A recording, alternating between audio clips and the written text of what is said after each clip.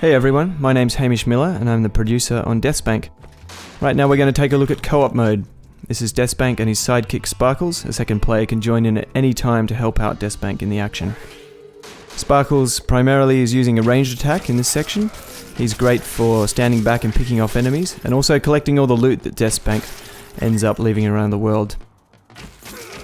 So these are a bunch of orcs we're fighting here, and one strategy is to sort of trap them in this bottleneck here, and they can stand back and both use ranged attacks. Deathspank using ice bolts there, but also Deathspank's great for running in and meleeing these guys.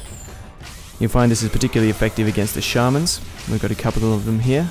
These guys heal not only themselves, but they have a radial effect healing anybody around them, so it makes a lot of sense for Deathspank to run in and take those guys out as soon as possible. If you do run in though, you need to be careful, because these guys share a health bar, which means you need to be particularly careful about the amount of damage you're taking. The good news is that when you start healing yourself, and Deathspank can do that by drinking a potion or eating food, both characters will be healed at the same time. So we're going to take out the last couple of orcs, and then we'll take a look at the Pip Village. And this will be a little bit more difficult, so we'll explore some of the other techniques that these guys can use together. This is Sparkle's flamethrower attack.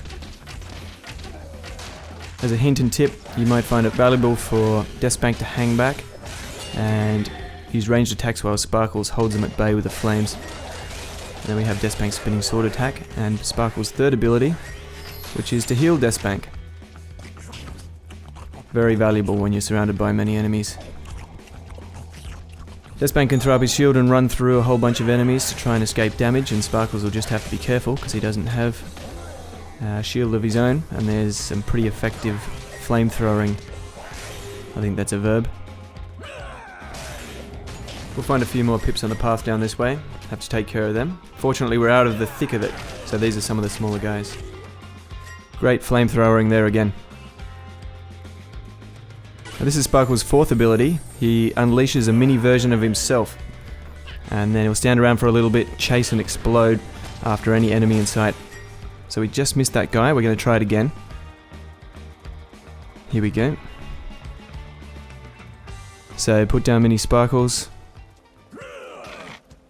And my best advice is run, because when this guy explodes, he's extremely dangerous. And Deathspank almost gets hit there, but we take that pip out. Fantastic. Now we're entering the Enchanted Forest. And this area is inhabited by some of the most dangerous creatures in the world, unicorns. So we're going to cause some absolute chaos here, and I don't think these guys are going to last too long. But hopefully what we've shown you today is a demonstration of how Deathspank can be best shared between friends, with two players playing in the game at the same time and causing all sorts of chaos.